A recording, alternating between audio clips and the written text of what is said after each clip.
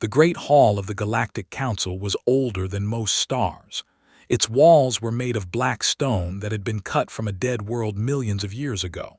Light came from floating crystals that hung in the air like frozen fireflies. Here, the most powerful beings in the galaxy made their decisions. Here, empires were born and destroyed with a single vote. The Unyielding stood at the center of the hall. He was tall, even for a. His scales were dark green, almost black, and they covered his body like armor. His eyes were yellow and cold, like a snake watching a mouse. Behind him stood 50 of his warriors, each one a killer who had proven himself in 100 battles. The Dominion had conquered 17 worlds. They had crushed species that thought themselves powerful. They had burned cities and stolen resources and made slaves of millions. And now wanted more. "Earth," he said, his voice filling the ancient hall.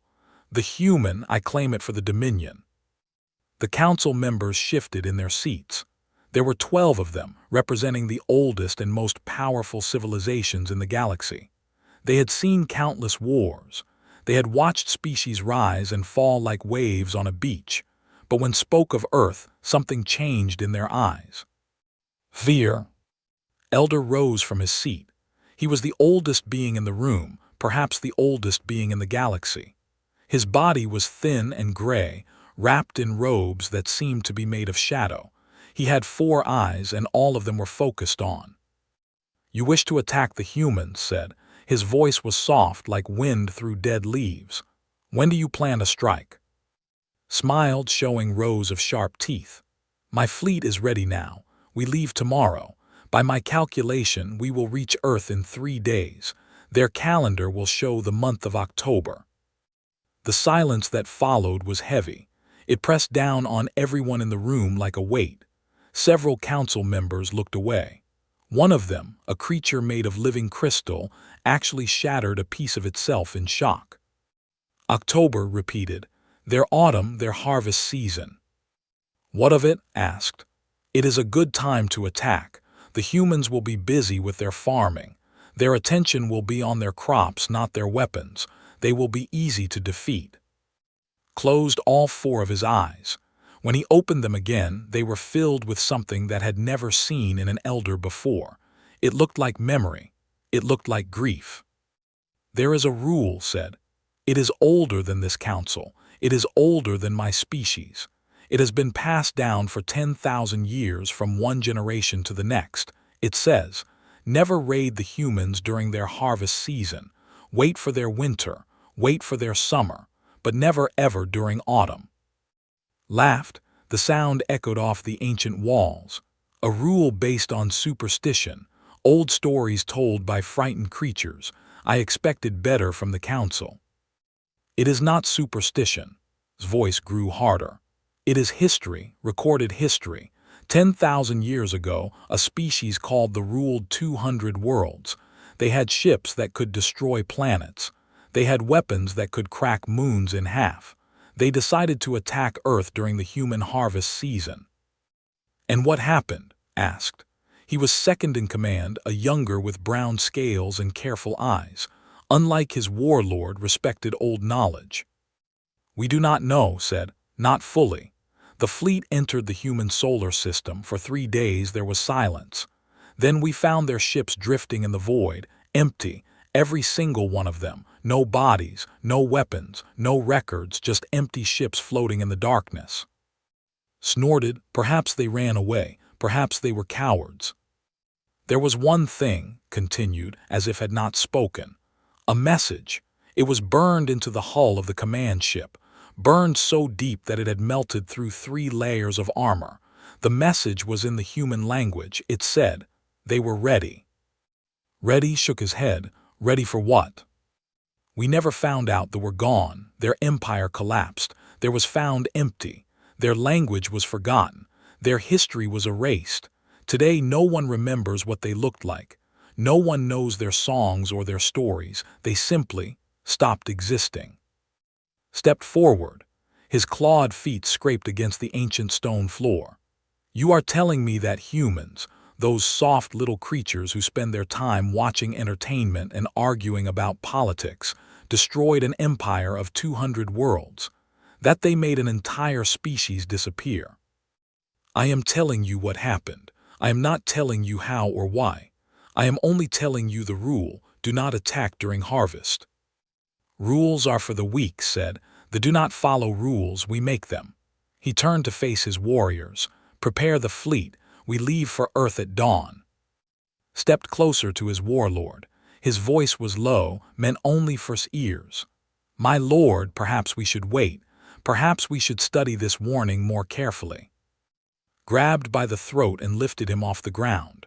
For a long moment they stared at each other. Then, slowly, lowered his lieutenant back to his feet. You are a good soldier, that is why I do not kill you for your doubt. But understand this, the humans are weak.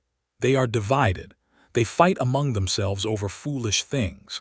Their military is scattered across their colonies, protecting dirt farmers on worthless worlds. Earth itself has no great fleet, no mighty army. It is ripe for conquest. Rubbed his throat, and the warning. The warning is old. Old things become distorted over time. Stories become legends. Legends become myths. Perhaps they were destroyed by a plague. Perhaps they had a civil war. Perhaps they never existed at all. Looked back at Elder, who sat in silence, watching. I do not fear ghosts and stories. I am the unyielding. I have crushed species far more dangerous than humans. He strode toward the exit, his warriors falling into formation behind him. My lord, called out. His voice echoed through the hall, carrying a weight that made even pause. I have lived for 20,000 years. I have watched empires rise and fall. I have seen horrors that would break your mind. But I tell you this, there is nothing in this galaxy more dangerous than a human protecting their home during harvest. Nothing. Did not turn around. Then I will be the first to prove you wrong. The doors closed behind him. Elder sat back in his seat. His 4 eyes stared at the empty space where had stood. Around him, the other council members began to speak in worried voices, discussing what this might mean, what they should do. But said nothing. He simply waited. He had seen this before. He knew how it would end. They would fly to Earth with their weapons and their pride and their certainty. They would expect an easy victory. They would find something else entirely. Outside the Great Hall's fleet began its preparations. 200 warships, 50,000 warriors, weapons that could level cities in minutes. It was October 15th on Earth. The harvest was at its peak. And humanity was waiting. The fleet dropped out of hyperspace like sharks entering shallow water. 200 ships, each one bristling with weapons, each one carrying hundreds of warriors eager for blood. They formed a wall of metal and death between Earth and the stars. Stood on the bridge of his flagship, the Dominion's Wrath. Through the great viewing window he could see Earth for the first time. It was a small world, covered in blue water and white clouds and patches of green and brown. It looked fragile. It looked easy. Begin scanning, he ordered. Find their defense fleet. Locate their weapon platforms. I want to know everything about their defenses before we attack. His officers worked their controls. Minutes passed, then more minutes. The bridge grew quiet. Reports demanded.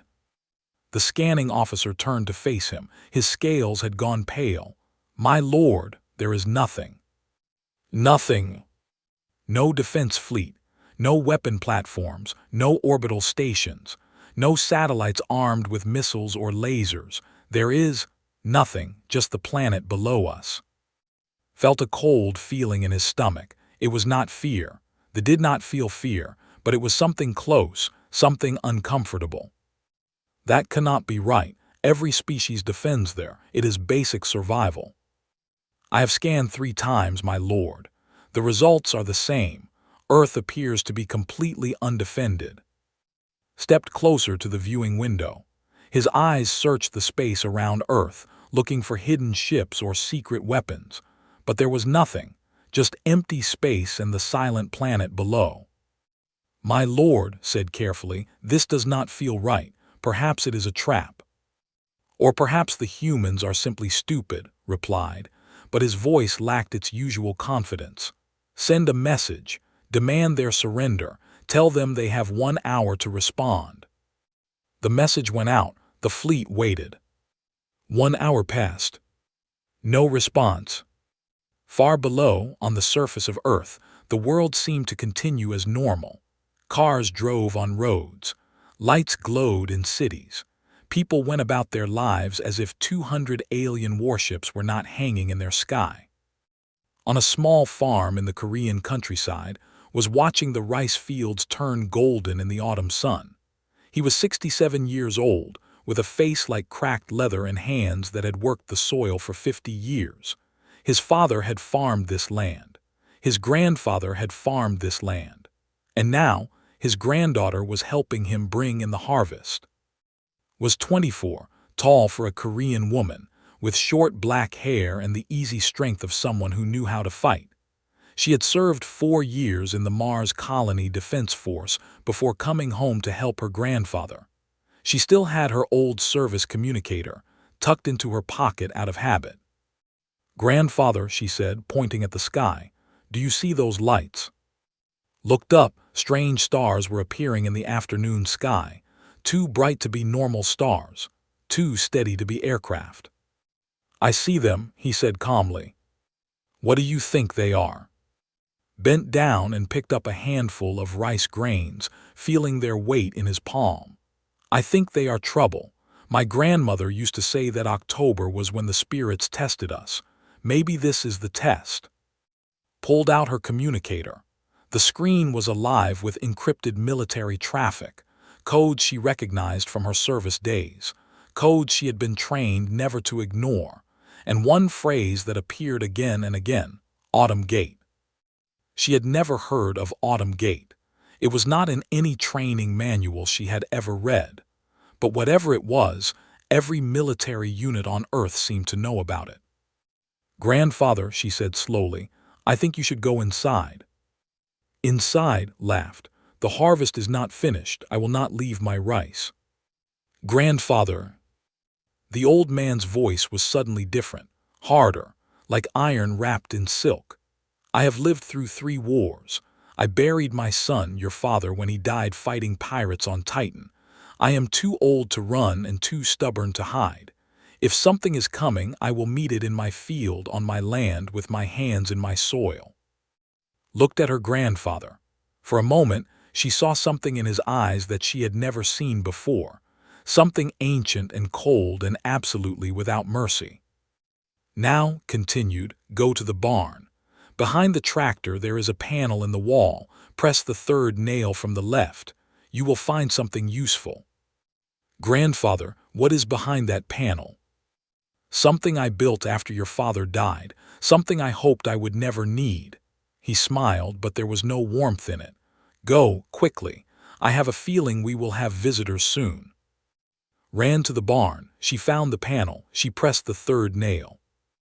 The wall slid open to reveal a room filled with weapons, military-grade rifles, cases of ammunition, grenades, and at the center, mounted on the old tractor like a throne of metal, was a reel, the kind that could punch through starship armor.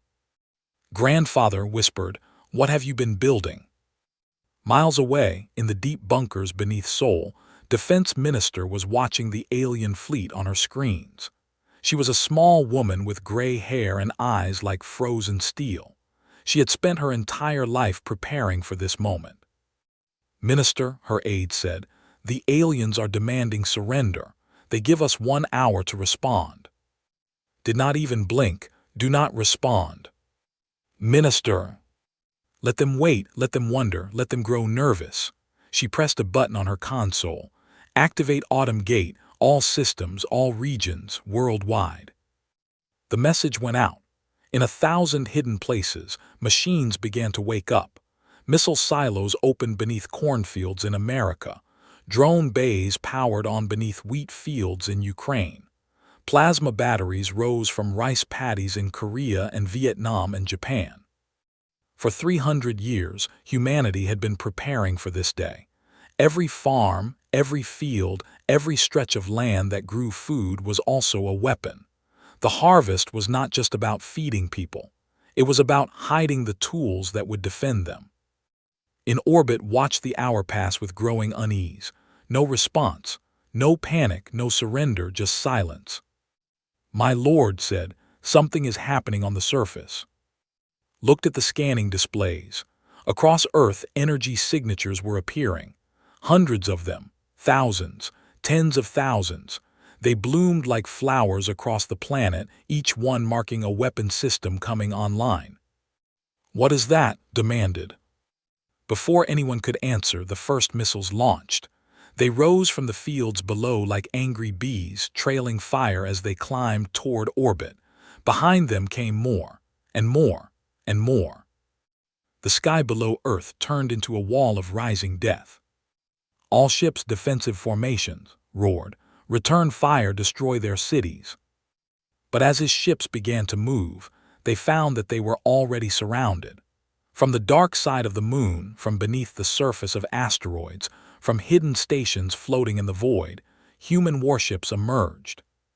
They were not many, perhaps 50 ships in total, small compared to the fleet, but they fought with a cold, terrible precision that had never seen before.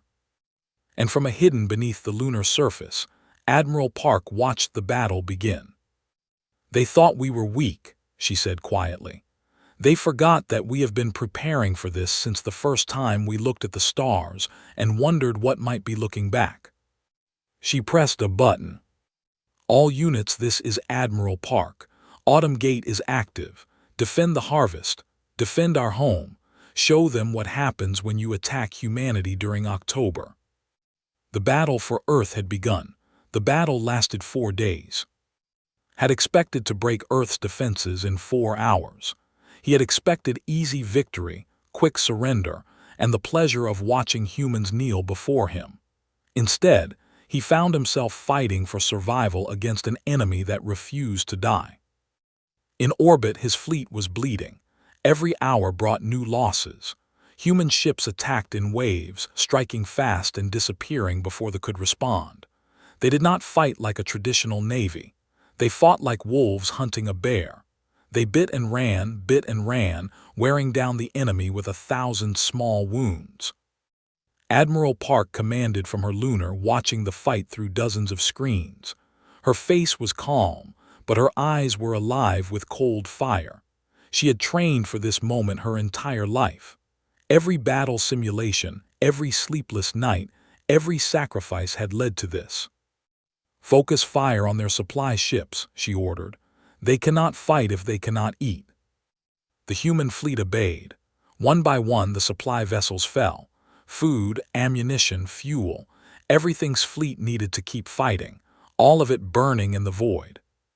But was not finished. If he could not win in space, he would win on the ground. He ordered his drop pods to launch, sending thousands of warriors down to Earth's surface. They would capture cities, take hostages, force the humans to surrender. The drop pods fell like metal rain. Most of them never reached the ground.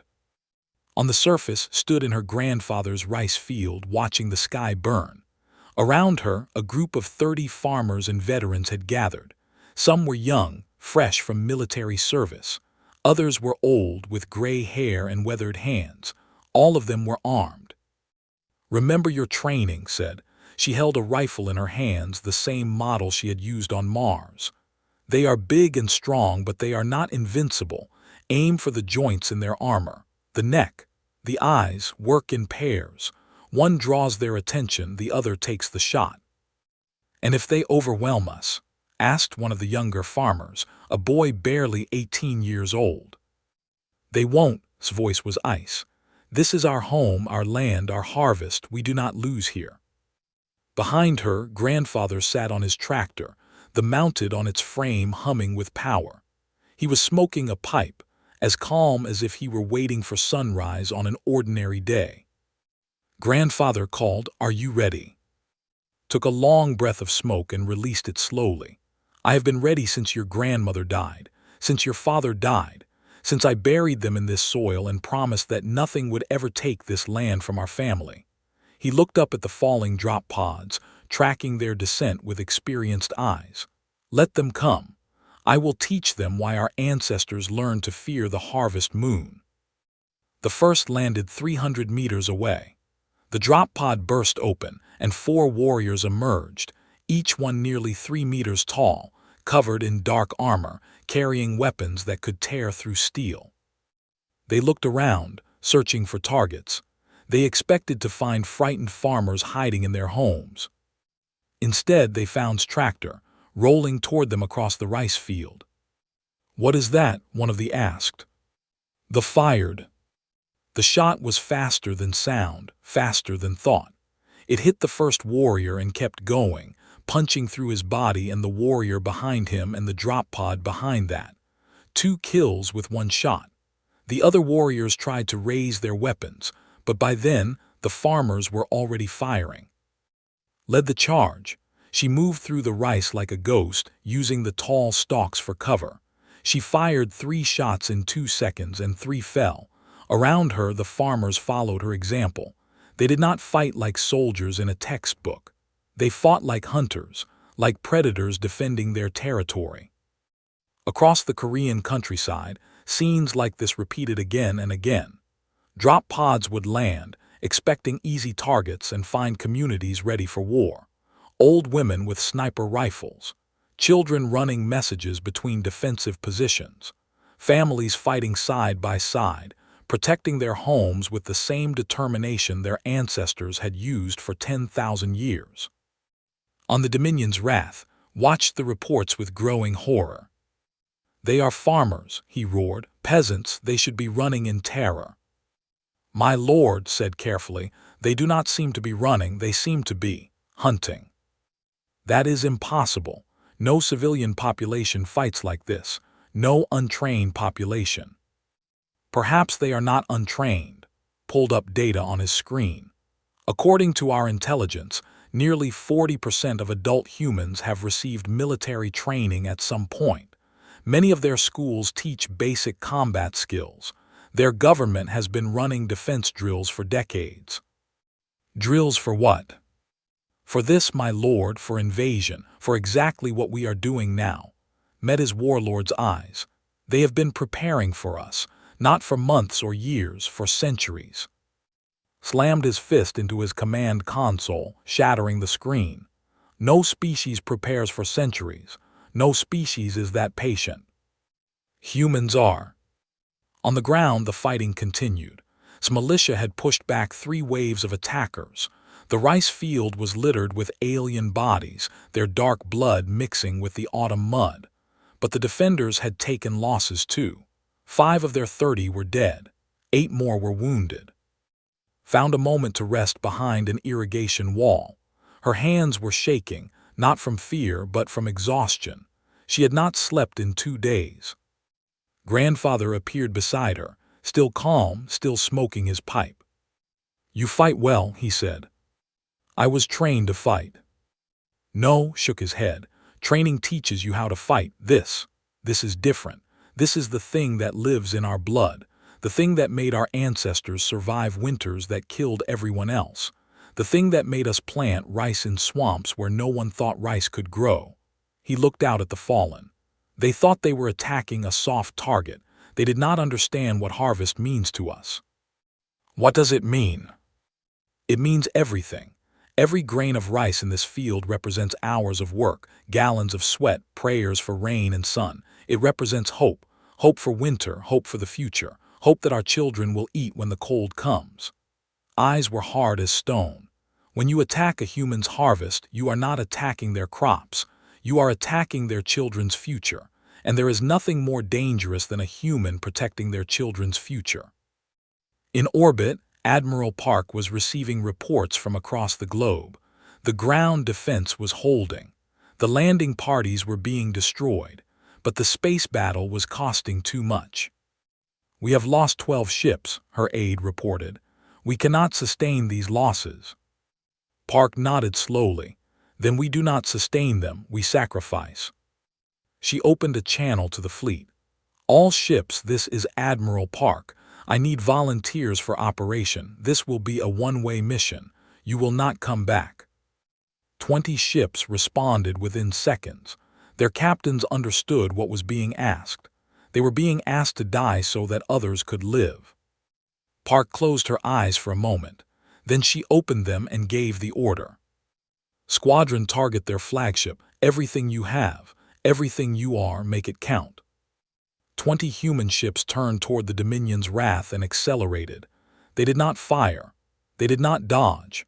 They simply flew faster and faster, aimed like arrows at the heart of the fleet. "Saw them coming.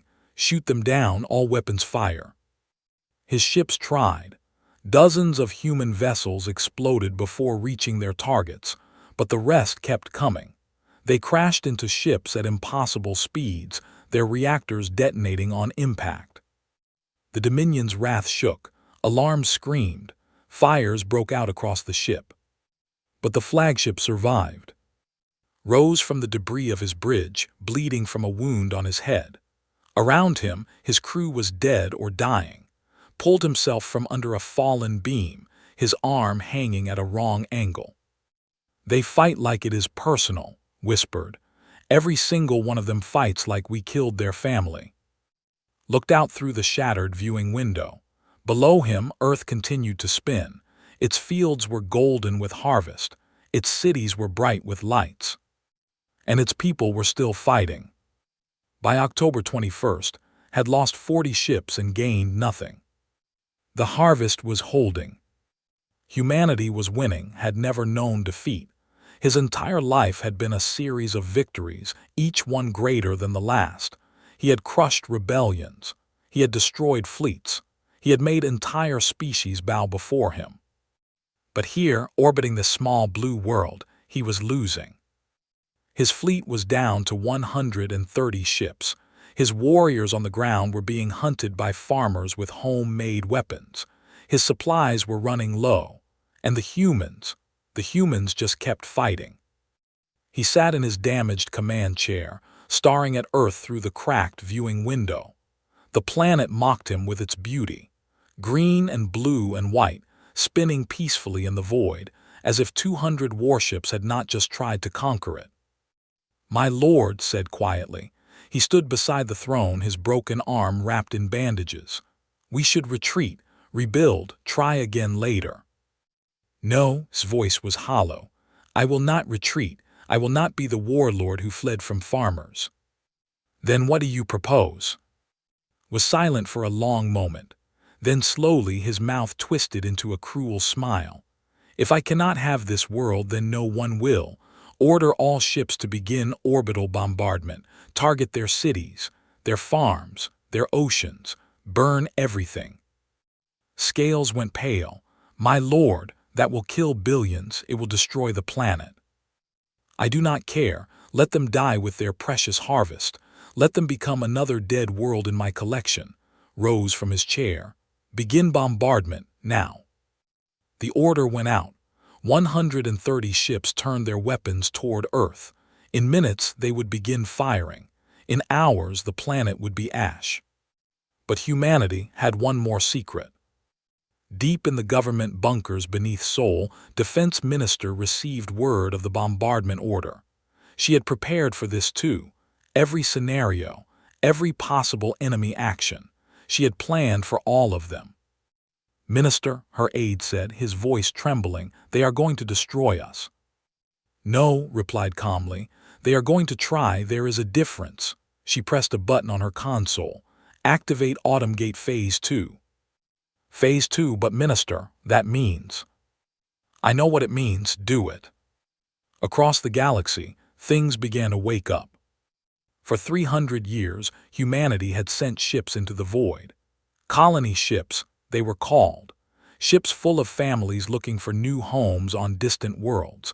But hidden among those families were soldiers. Hidden in those ships were weapons. And hidden in the systems they settled were surprises for anyone who might try to harm Earth. On 17 different worlds across the Dominion, sleeper cells activated. Human colonists who had been waiting for decades received a single word through hidden channels: harvest. And they began to fight. ONS explosions ripped through military bases. On colony worlds, supply depots burned. Communication satellites went dark. Hyperspace gates suddenly stopped working. In a single hour, the entire infrastructure of the Dominion began to collapse. On the Dominion's wrath, officers screamed warnings at, "My lord, ours is under attack. Colony 7 has gone dark. We have lost contact with the Third Fleet. The hyperspace gate at Sector 9 has been destroyed." Stared at his screens, watching his empire come apart. How is this possible? How could humans be behind our lines? His voice was barely a whisper. "They were always behind our lines, my lord. They have been living among us for generations, waiting, preparing." He looked up at his warlord with something like awe in his eyes. "The harvest. It is not just about protecting their crops. It is about reaping. They let us plant ourselves in their territory, and now they are cutting us down." Before could respond, the ship shook violently. Alarms howled. A voice crackled over the communication system. "Flagship, this is Lieutenant of the Earth Defense Force. We are boarding your vessel. Resistance is pointless. Surrender now and you will live." Boarding reached for his weapon. "All warriors defend the bridge. Kill every human you find." But there were not many warriors left. The fighting on Earth, the battles in space, the chaos of the collapsing empire, his crew was exhausted, wounded, and scattered. When the humans came through the breach in the hull, they cut through the defenders like wind through dry leaves. Lieutenant led the assault. She was small compared to the, barely reaching their chests, but she moved with a speed and precision that made her seem like a demon from old legends. Her team followed her without hesitation, covering each other, advancing through the corridors of the enemy ship with deadly efficiency. They found on his bridge. He stood alone, his warlord's blade in his hand. The weapon was ancient, passed down through his family for 10 generations. It had killed thousands. It had never failed. "Come then," growled. "Come and face me. I will not be taken by insects." Stop 10 meters away. Her team spread out behind her, weapons raised. She studied the warlord with cold, professional interest. "You are not what I expected," she said. "What did you expect?" "Something more, something worthy of all this death," shook her head. "But you are just another bully, another conqueror who thought he could take what is not his." "I am the unyielding. I have crushed 17 worlds. And now you will kneel before one small planet," raised her weapon. "On Earth we have a saying, 'Do not poke the sleeping dragon.' You came to our world during harvest. You attacked when our hands were in the soil, when our minds were focused on survival, when every instinct in our blood was screaming, 'Protect, protect, protect.' She took a step forward. You woke the dragon, and now you will pay the price." Charged, he was fast for his size, his blade cutting through the air like lightning. Was faster. She dropped beneath his swing, rolled past his guard and put 3 rounds into his knee, crashed to the ground, roaring in pain. Before he could rise, was on him, her knife at his throat. "Yield," she said. Stared up at her. This tiny creature, this soft, fragile human had defeated him, the warlord who had never known defeat. "How," he whispered, "how are you so strong?" Leaned close. Her eyes were the color of autumn leaves. "Because you attacked during harvest," she said, "and we have spent 10,000 years learning to survive. You thought October was when we were weak. You were wrong. October is when we remember who we are, survivors, killers, the species that refuse to die." She pressed the blade harder against his scales. "Now yield. My people want you alive. They want answers. And I want to go home and help my grandmother bring in the rice." Closed his eyes. For the first time in his life he felt small. "I yield," he said. On October 28th, the warlord of the Dominion was captured by a farmer's granddaughter. Across the galaxy, the remaining forces received word. Their leader was gone. Their empire was burning. Their fleet was broken. One by one, they surrendered. The battle for Earth was over. Humanity had won. And in a rice field in Korea, grandfather finally allowed himself to smile. The harvest was safe.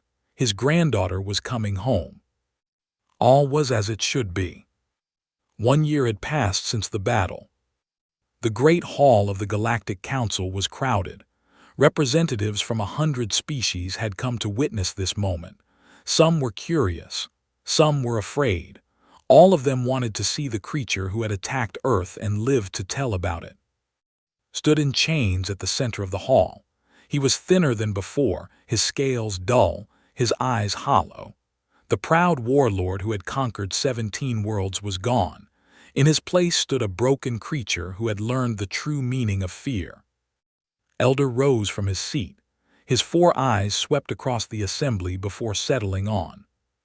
"You were warned," said. His voice echoed through the ancient chamber. "You were told the rule. You chose to ignore it." Said nothing. There was nothing to say. "Your fleet is destroyed. Your warriors are dead. Your empire has collapsed. The worlds you conquered have risen up against you, armed with weapons that appeared from nowhere." Paused. Weapons provided by humans, hidden for decades in sleeper cells across your territory, waiting. A murmur ran through the crowd. Many species had wondered how the Dominion had fallen so quickly. Now they knew. "You thought you were the hunter," continued. "You were wrong. You were always the prey. The humans allowed you to expand, to grow confident, to believe you were powerful. They planted their seeds in your empire like farmers planting crops. And when you attacked there, they harvested everything you had built." Turned to address the entire council. 10,000 years ago, another species attacked Earth during autumn. They were called They had an empire spanning 200 worlds, ships that could destroy planets, weapons beyond anything we could imagine. He paused. Today, no one remembers their language. No one knows what they looked like. Only one record of them survives, a human tradition, a festival they call Halloween, a night when humans dress as monsters to remind themselves of one simple truth. He let the silence stretch. They are the thing that monsters fear. The council watched footage from the war, farmers fighting beside soldiers, elderly grandparents manning, children running ammunition to defensive positions. Every human, from the youngest to the oldest, fighting as if their very souls were at stake. "They do not fight like other species," said. "They do not fight for territory or resources or glory. When their home is threatened during harvest, they fight like they are protecting their children from winter itself. And nothing in this galaxy is more dangerous than that." One of the council members raised a tentacle. "Elder, what should we do? How do we protect ourselves from a species so violent?"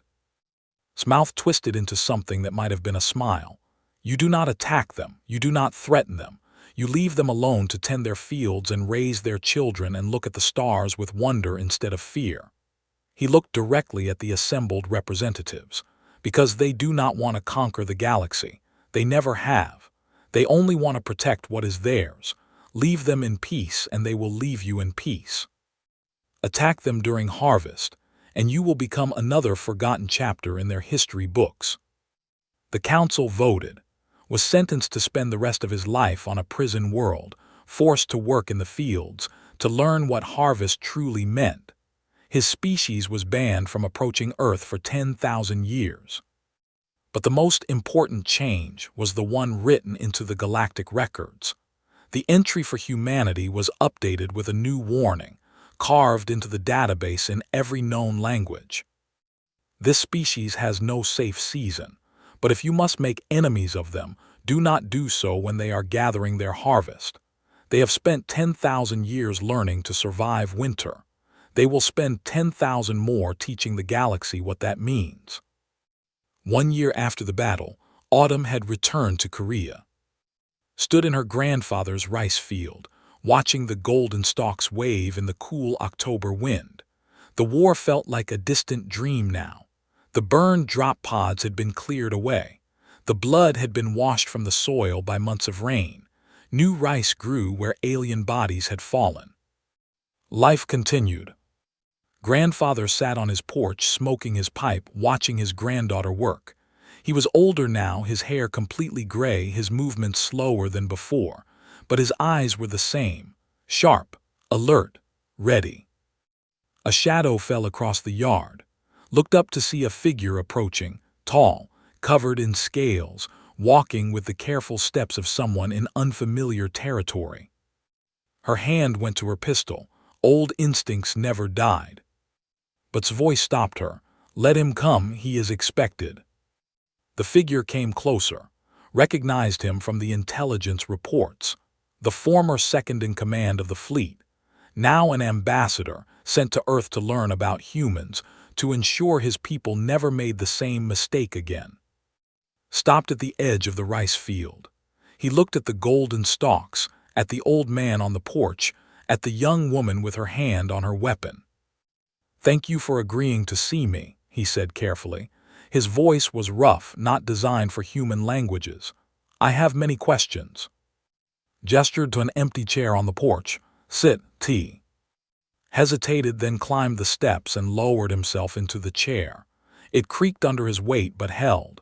He accepted a small cup of tea, though he could not drink it. Human food was poison to his kind. He simply held it, feeling its warmth. For a long time, no one spoke. They watched the rice field, the birds circling overhead, the clouds drifting across the autumn sky. Finally, asked the question that had haunted him for a year. "Why October? Why is it different?" Took a long breath of smoke from his pipe. He released it slowly, watching it curl and fade in the cool air. "When I was a boy," he said, "my grandmother told me a story. She said that long ago, before we had fire or metal or words, humans were weak. We had no claws, no fangs, no armor. We could not run as fast as the wolves or climb as high as the apes. Every other creature in the world was stronger than us." He paused, refilling his pipe. "But we had one thing they did not have. We could remember. We could remember that winter was coming. We could remember that food would disappear, that the cold would kill, that the darkness would last for months. And so we learned to prepare. We gathered food when it was available. We stored it in safe places. We protected it with our lives." Looked at with eyes that held 10,000 years of human history. October is when the harvest comes. It is when we gather everything we have grown, every seed, every grain, every fruit. It is when we prepare for the darkness ahead. His voice hardened. "When you attack us during harvest, you are not attacking our crops. You are attacking our future. You are threatening our children. You are telling us that everything we have worked for, everything we have built, everything we have loved will be taken away." He leaned forward. "And that is when we stop being farmers and become something else. Something that 10,000 years of survival has bred into our bones. Something that no other species in this galaxy seems to understand." "What?" asked. "What do you become?" Smiled. It was not a kind smile. "Monsters. We become the thing that hunts the hunters, the thing that kills the killers, the thing that survives when everything else dies." He sat back in his chair. "You attacked when our hands were already in the soil, when we were already thinking about survival, when every instinct in our blood was screaming, 'Protect what matters.'" Was silent for a long moment, then slowly he nodded. "I understand now," he said. "We will add this to our warnings, never raid during harvest." Shook his head. "No, the warning should be simpler." He met the alien's eyes. "Never raid Earth at all." Looked at the old farmer, at the young woman in the field, at the peaceful land that had swallowed an invasion like the ocean swallowing a stone. "I will tell my people," he said finally. "I will make sure they understand." "Good," returned to his pipe. "Now finish your tea and go home. I have work to do. The harvest is not finished and winter is coming." Left that afternoon. He would spend the rest of his life telling the story of what had happened on Earth, making sure his people and every other species understood the danger. On the Galactic Council station, the warning about humanity was carved into stone, into metal, into crystal, into every medium that might survive the ages. On Earth, life continued. Taught her own daughter how to plant rice. She showed her how to dig the irrigation ditches, how to transplant the seedlings, how to watch for signs of disease or drought. She taught her the songs that farmers had sung for thousands of years. And she taught her something else too. In her other hand held her service pistol, clean, oiled, ready. "This is how we plant," she told her daughter, pressing a seedling into the wet soil. Then she checked the pistol's safety and slid it back into her belt. "And this is why we're still here to do it." Above them the October sky stretched endlessly blue. The rice stalks waved in the wind like golden waves. Somewhere in the galaxy, alien species looked at their star maps, saw Earth, and chose to go around. The harvest was safe. The children would eat when winter came. And humanity continued to survive as it always had, one October at a time.